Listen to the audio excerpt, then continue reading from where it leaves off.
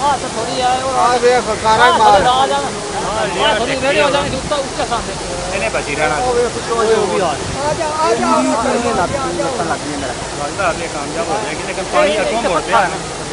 पत्थर पे लगी है ओ भाई मारो बंदे नु ओए ओ वे पे चोया होवे ओ वे पे चोया तो किसे तो लगता पूरा वो खुलिया है पोल्ट्री की होता है फार्म हाउस पूरा खुल गया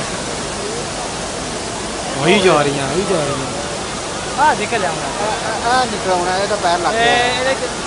पत्थर है जरा खिड़की पे पत्थर है आई गया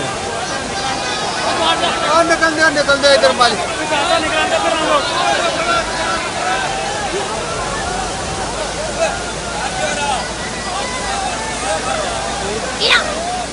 तू साइड पे हो जा